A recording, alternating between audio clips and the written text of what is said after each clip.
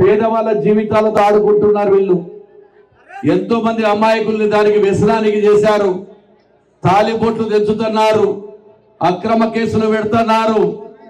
అదేవిధంగా వాళ్ళు ఏం చేయాలనుకుంటున్నారో అవన్నీ కూడా అధికారం ఉందేనటువంటి అహంకారంతో భయభ్రాంతులకు గురి చేసి మీరు శాశ్వతం అనుకుంటున్నటువంటి పదవి ఎప్పుడు ఎవరికి శాశ్వతం కాదు. అది నీకు కూడా గుర్తుపెట్టుకోవాలి. స్థానిక నాయకుడు ఎన్ని రోజులు ఆ పదవిలో ఉన్నాడో ఒకసారి ఆలోచన చేసుకోవాలి. ఎప్పుడూ చీకటే ఉండదు, మాకు కూడా వెలుగు వస్తుంది. ఆ వెలుగు వచ్చిన రోజు మీరు కూడా చీకటి చూసే కాలం ఖచ్చితంగా వస్తుంది, గుర్తుపెట్టుకోవాలా.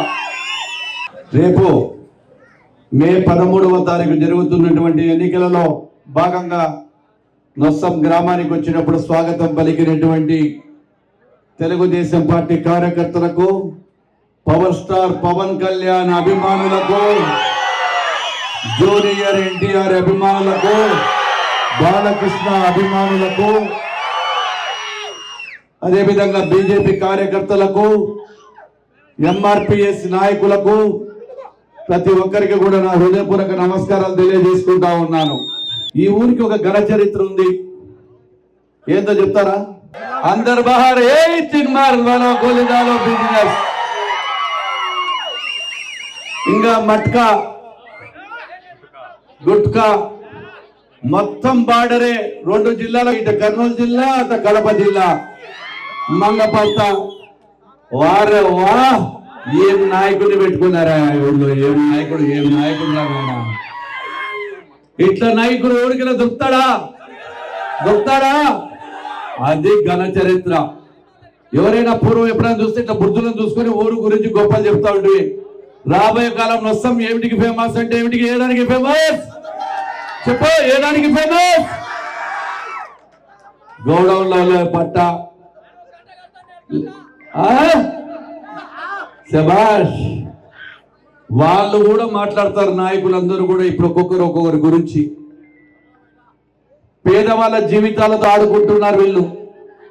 ఎంతో మంది అమాయకుల్ని దానికి వ్యసనానికి చేశారు. తాలిబొట్లు తెచ్చుతున్నారు, అక్రమ కేసులు పెడుతున్నారు. అదేవిధంగా వాళ్ళు ఏం చేయాలనుకుంటున్నారో అవన్నీ కూడా అధికారం ఉందేనటువంటి అహంకారంతో భయభ్రాంతులకు గురి చేసి మీరు శాశ్వతం అనుకుంటున్నటువంటి పదవి ఎప్పుడు ఎవరికి శాశ్వతం కాదు. అది నీకు కూడా గుర్తుపెట్టుకోవాలి. స్థానిక నాయకుడు ఎన్ని రోజులు ఆ పదవిలో ఉన్నాడో ఒకసారి ఆలోచన చేసుకోవాలి. ఎప్పుడూ చీకటే ఉండదు, మాకు కూడా వెలుగు వస్తుంది. ఆ వెలుగు వచ్చిన రోజు మీరు కూడా చీకటి చూసే కాలం ఖచ్చితంగా వస్తుంది, గుర్తుపెట్టుకోవాలా. ఏదో అమాయకులు కేసులు పెట్టి, ఎస్సీ ఎస్టీ కేసులు పెట్టి, బైండ్ ఓవర్ కేసులు పెడితే ఎవ్వరు కూడా కార్యకర్తలు మాట్లాడే పరిస్థితి లేదనుకుంటున్నారు. తిరగబడినప్పుడు మీకు ఇక్కడ ఇచ్చినటువంటి విలువను ఒక్కసారి కాపాడుకుంటే ఆ నాయకుడు బాగుంటుందని చెప్పి కూడా తెలియజేస్తా ఉన్నాను. అధికారంలోకి వచ్చింది ప్రజలు ఎందుకు? మీకు అధికారం ఇచ్చారు పరిపాలన చేయమని, గ్రామాల అభివృద్ధి చేయమన్నారు. మరి ఏం అభివృద్ధి చేశారు? ఈయన వాటా పంపితే ఆయన తీసుకుంటాడు పేకాటలో, ఈయన మట్కాలు ఇచ్చే ఆయన వాటా. నెలమాములు డైలీ డిక్కీ ఏమంటారా దాన్ని ఎత్తేదాన్ని? డిక్కీలో 60-40, ఇక్కడ 60 అక్కడ 40, ఇక్కడ 60% ఎత్తితే 160 రూపాయలు ఈడ, 40 రూపాయలు ఆ ఊరికి వస్తున్నారు. పక్కకి వెళ్ళిపోరి. దావకిద్దరు వారే వా. ఇది ఏం నెట్వర్క్ రా భయ్, ఇది ఏం నెట్వర్క్ రా? యాడా ఇండియాలో ఎవరు మిలిటరీ వాళ్ళ దగ్గర కూడా ఉండదు. 60-40. ఎవడైనా పేకాట ఆడించి డబ్బులు తీసుకునే శాసనసభ్యులు ఎవరు ఉన్నారో ఒకసారి ఆలోచన చేయండి. దేశానికి అందరికీ తెలుసు. మళ్ళీ ఏమైనా మాట్లాడితే జనార్దన్ రెడ్డి దువారుగా మాట్లాడినాడు. నేనేం దువారుగా మాట్లాడలే, పంచుకుంటున్నారని చెప్తున్నా. వాట తప్పేముంది? అది ఒక వ్యాపారమే. ఆ వ్యాపారం పెట్టినారు. వ్యాపారంలో భాగంగా 60-40 ఆయన గారు. ఎందుకంటే కష్టపడినందుకు ఈ ఊరు నాయకుడికి ఎక్కువ వాటా, పోలియో ఏదైనా సహకారం చేసేందుకు అధికారులు ఎవరు రాకుండా ఉండేందుకు 40%. ఇవి వీళ్ళు ఈరోజు రాజ్యం వెళ్తున్నారు, ప్రజలకు నీతులు చెప్తారు, సెంటర్లలో మీటింగ్ చెప్తాడు. రేపు ఎల్లుండి వచ్చి మళ్ళీ నా గురించి కూడా తిట్టిపోతాడు. నువ్వు చూసినావా? నీ కళ్ళు కనపడినాయా? నీకు దొబ్బినాయా? నేను చెప్పింది కాదు, ప్రజలు చెప్పింది నేను చెప్తున్నా ఏమేం చేస్తున్నారని. ఇంకా ఏం పుడిచినారు నా ఏంటో 2 కోనేళ్ళు పుడిచినారంటే, కోనేళ్ళు కూడా పుడిచి తాగినారా? 2 సత్రాలు ఇంకా 2 నాలుగు దీన్ని కూడా వెళ్తారు. ఏం చూసుకొని జాగ్రత్తగా ప్రజలు. ఇది కూడా ఏమైనా బాగా రాళ్ళు పనికొస్తాయి, బాగా పూర్వం రాజులు కట్టిన రాళ్ళు. ఈ రాళ్ళు కూడా నెక్స్ట్ టైం ఎమ్మెల్యే అయితే మళ్ళీ వాళ్ళకి రాజ్యం వస్తే అదే వెళ్తారు, లేకపోతే దీన్నే లోపల దాన్ని పెడతారు. సెంటర్లో మంచిగా పెట్టుకొని గాలి గీలి పైనుంచి చూడొచ్చు, ఎవరు వచ్చినా కానీ కూడా పైకి ఎక్కలేరని అర్థం చేసుకోవాలి ప్రజలు. ఈ గ్రామ ప్రజలు కానీ సోదరి మళ్ళీ కానీ మీ వాళ్ళంతా కూడా ఏ విధంగా నాశనం అవుతున్నారో.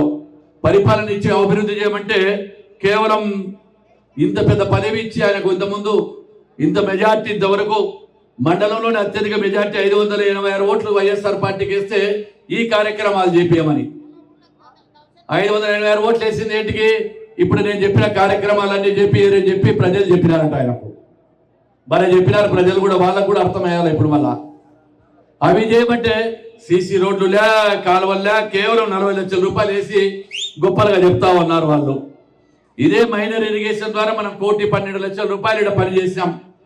ఈయన ఇప్పటికే చెప్తాడు అప్రపాలు అయిపోయి ఇన్నాళ్ళ తర్వాత మీరు చేయమంటే నేను చేసినామన్నా. ఏ రోజు కూడా రమణయ్య వచ్చి ఒక్క రోజు బాధపడలే. మా అదృష్టం బాగుందో బాగాలేదో ప్రజలకు సేవ చేసినాను, 1 కోటి రూపాయలు కోర్టుకు పోయి తెచ్చుకున్నాం. ఆ డబ్బులు కూడా ఇవ్వకుండా అడ్డపడిన నాయకులు, ఈ నాయకులు, ఈ యొక్క ప్రభుత్వం, వీళ్లకు ఓటు అడిగే హక్కే లేదు.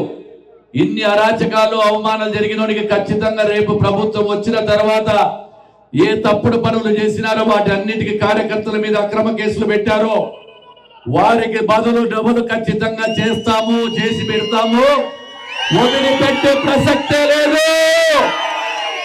ఏ సందులో నుంచి వచ్చినా, ఏ గొంతులో నుంచి వచ్చినా వదిలిపెట్టే ప్రసక్తే లేదు. ఖచ్చితంగా కూడా ఎంక్వైరీ చేయిస్తామని కూడా తెలియజేస్తా ఉన్నాం. అదే విధంగా ప్రభుత్వం వచ్చిన తర్వాత వెంటనే తెలుగుదేశం ప్రభుత్వం అధికారంలోకి వస్తే సూపర్ 6 అనేటువంటి పథకాలను ప్రవేశపెడతాం. ఆ రోజు అమ్మఒడి చెప్పినారు, అమ్మఒడి ఇద్దరికి చెప్తే ఒక్కరికే ఇచ్చినాడు, దాంట్లో కూడా కమిషన్లు అయిపోయినాయి. విద్యుత్ బిల్లులు పెంచినాడు, ఫ్యాన్ గానే స్విచ్ చేయాలంటే కరెంట్ షాక్ కొడతా ఉంది. డీజిల్ బిల్లులు పెట్టినాడు, ఇంకా మన సరుకు చెప్పాల్సిన పనిలే ఏముంది. అది ఘోరం. నాట సరుకు పెట్టి మన జీవితాలను నాశనం చేసి ఆరోగ్యాలని పాడు చేస్తున్నారు. దానికి కూడా ఏంటి మళ్ళీ ఇప్పుడు కొత్తదంటే ఈ 15 రోజుల నుంచి వైఎస్ఆర్ పార్టీలు ఎవరుంటే వాళ్ళకే కేసులు ఎత్తిచ్చేది. ఇంకా మిగతా వాళ్ళ మనుషులు కాదు. వాళ్ళ లేకుంటే రాత్రి 10-9 తర్వాత పోతే వాళ్ళ కార్యకర్తల దగ్గర పోయి కొనుక్కొచ్చుకోవాలా. 100, 150, 155, 300, 300, 400. అవి కూడా బ్లాక్ రేటా? కరెక్టేనా కదా? చెప్ప కరెక్ట్ అయితే ఎంతమంది చేతులు ఎత్తారే? ఎవరు బాధపడాలగా? అదే విధంగా ఆ రోజు మద్యం నిషేధిస్తానని చెప్పి మద్యం షాపులనే పెట్టినాడు. బెల్ట్ షాపులు ఎత్తేసాని బెల్ట్ షాపులు పెట్టా. మద్యము గీన నేను నిషేధించకుంటే ఓటే అడగనని చెప్పినాడు జగన్మోహన్ రెడ్డి. ఓటు అడగనని చెప్పినాడు. ఈరోజు ఓటు ఎట్టు అడుగుతున్నాడు? మళ్ళా మాట తెప్పి మడవని చెప్పినాడా? ప్రజలకు క్షమాపణ చెప్పాల్సింది ప్రభుత్వం. విద్యుత్ ఛార్జీలు, ఆర్టీసీ ఛార్జీలు, నిత్యావసర వస్తువులు, డీజిల్, పెట్రోల్, ఇసుక ఏ దాన్ని తీసుకునే కానీ కూడా నాశనం చేసి పెట్టుకున్నాడు. 45 ఏళ్లకు పింఛన్ అన్నాడు. 45 ఏళ్ళ పింఛను? మా అక్కని అడగాలి, అక్క నీకు వస్తుందా? ఎంతమందికి వస్తుందో చెప్పమని 45 ఏళ్ళ పింఛను. ఏమనంటే వైఎస్ఆర్ పార్టీలు, లేకుంటే వాలంటీర్ వాసు గారి దగ్గరికి పోవాలా. ఆ వాలంటీర్ వాసు దగ్గరికి పోతే వాడు మేము తెలుగుదేశమా వైఎస్ఆరా? మన గత ప్రభుత్వంలో మేము ఇచ్చినటువంటి ఎక్కడ పోయినాయి? రంజాన్ కాడికి పోయా, తోఫావా, అందివా? ఇక్కడ ఉన్న మైనార్టీ సోదరులు కూడా ఒకసారి ఆలోచన చేసుకోవాలి. తెలుగుదేశం పార్టీ అధికారంలో ఉన్నప్పుడు మౌలానాలకు కానీ, మసీదుల రిపేర్లకు కానీ, అదేవిధంగా రంజాన్ తోఫా కానీ, షాదీ ముబారక్ కానీ, ఇమాములకు కానీ, పేస్వాములకు ఒక సన్యాసి నాయలు తిరుగుతుంది, ఒక సైతాన్, ఒక దయ్యం అంతా మసీదుల చుట్టూ తిరుగుతూ ఉంది. జాగ్రత్త, మన మైనార్టీ సోదరులందరూ ఆ దయ్యం మాట వింటే సర్వనాశనమే. ఆ సైతాన్లు వచ్చి బీజేపీ ఉంటే బీసీకి ఓటు వేయకరి. ఇదే బీసీకి ఇంతకుముందు కూడా ఉన్నాడు కదా ఆ సైతాన్ ఎంబడే. 2014 నుంచి 19 ఉంది. అదే బీజేపీ పార్టీ తెలుగుదేశం ఎన్డీఏ ప్రభుత్వంలోనే ఉంది. అదే ఎన్డీఏ ప్రభుత్వం కూటమిలోనే మన యొక్క మైనార్టీ సోదరులకు బ్రహ్మాండంగా జరిగింది. ఇవన్నీ కూడా ఆలోచన చేయండి. రేపు ప్రభుత్వం వస్తే 3 సిలిండర్లు ఫ్రీగా వస్తాయి. తెలుగుదేశం ప్రభుత్వం అధికారంలోకి వచ్చిన వెంటనే ఒక కుటుంబానికి 3 సిలిండర్లు, మా సోదరి మహిళలకు అందరికీ ఆర్టీసీ బస్సులో ఛార్జీలు ఫ్రీ. అదే విధంగా 18 ఏళ్ల వయసు మొదలు పెట్టి 60 ఏళ్ల వరకు మధ్యన ఎంతమంది ఉంటే కుటుంబంలో అత్త ఉంటే అత్త, కోడలు, కూతురు, ముగ్గురుంటే ముగ్గురికి కూడా నెలకు 500 రూపాయలు, సంవత్సరానికి 18,000. ఆ రోజు రైతు సోదరులకు చెప్పారు. వాళ్ళకంతా కూడా 13,000 చిల్లరు వైఎస్ పార్టీ మేనిఫెస్టోలో పెట్టి జగన్మోహన్ రెడ్డి గారు కేంద్ర ప్రభుత్వం ఇచ్చేది కూడా వాళ్ళు ఇస్తున్నట్టు గొప్పగా చెప్పుకొని ఈ రోజు అది కూడా మోసం చేయడం జరిగింది. రేపు పార్టీ అధికారంలోకి వస్తే 20,000 రూపాయలు ఇవ్వడం జరుగుతుంది. అదే విధంగా ప్రతి ఇంటికి కూడా నీటి కుళాయిలు ఇవ్వడం జరుగుతుంది. ప్రతి స్కూల్కి వెళ్ళేటువంటి పిల్లలకు ఎవరైతే స్కూల్కి పిల్లలు వెళ్తారో వాళ్ళకందరికీ కూడా ఒక్కరుంటే 15,000, ఇద్దరుంటే 30,000, ముగ్గురుంటే 45,000. ఇది రేపు తెలుగుదేశం ప్రభుత్వం. నిబంధనలు ఉండవు, ఏ కండిషన్లు ఉండవు, కరెంటు బిల్లుకు కనెక్ట్ కాదు, ఆధార్ కార్డుకు ఏం ఆధారం ఉండదు. జగన్మోహన్ రెడ్డి మళ్ళీ ఒకటి కొత్తగా పెట్టినారు. మన తల్లిదండ్రులు ఇచ్చిన ఆస్తి, పొలం మనది, భూమి మనది, ఆయన ఫోటో వేసుకుంటారు జగన్మోహన్ రెడ్డి గారు పట్టా పాస్బుక్ లో. ఏ హక్కుతో నువ్వు పాస్బుక్ల మీద ఫోటోలు వేసుకుంటున్నారని అడుగుతా ఉన్నాను. ఎవరి సొమ్మని మా తల్లిదండ్రులు ఇచ్చిన ఆస్తులు, మన పూర్వీకులు అబ్బలు ఇచ్చినటువంటి ఆస్తులు, ఎక్కడైనా ఒక పాస్బుక్ ఉంటే దాని మీద గవర్నమెంట్ కి సంబంధించిన ముద్ర ఉండాలి. అటువంటి ముద్ర కూడా లేదు. ఈ రోజు ప్రజలను మభ్యపెట్టే ప్రభుత్వం రేపు మే 13న ఫ్యాన్ కాలిపోతుంది, ఫ్యాన్ రెక్కలు ఇరిగిపోతున్నాయి. మే 13న ఎన్నికలు ఎప్పుడు వస్తాయని చెప్పి జనమంతా కూడా ఎదురు చూస్తున్నారు. ఫ్యాన్ కాలిపోయి రెక్కలు ఇరిగిపోయి మూలకు పడేస్తారు ఫ్యాన్. మళ్ళీ మన సైకిల్ ఎక్కి గరగర తిరగాల్సిందే. కాబట్టి మే 13న జరిగేపోయేటువంటి ఎన్నికలలో బీసీ జనార్దన్ రెడ్డి అనేటువంటి నాకు ఒక ఓటు, అదే విధంగా మన ఎంపీ పార్లమెంట్ అభ్యర్థి శబరి గారికి ఒక ఓటు వేయాలని కూడా కోరుకుంటా ఉన్నాను. ఇందాకే మన వాళ్ళు చెప్పారు చాలా ఇష్యూస్ ఉన్నాయి ఇక్కడ. వాటర్ ట్యాంక్ నిధులు వచ్చినా కానీ కూడా ట్యాంక్ కట్టాలా, వాటర్ ట్యాంక్ నిధులు వచ్చినా వాటర్ ట్యాంక్ కట్టాలా. ఎందుకంటే వాటర్ ట్యాంకులు ఏం ఆదాయం ఉండదు, దాంట్లో అందరు బహార్లో ఆదాయం ఉంటారు. సాగు దాంట్లో ఆదాయం ఉంది కాబట్టి పెట్టుబడి లేని వ్యాపారం దానికి పెడతాడు.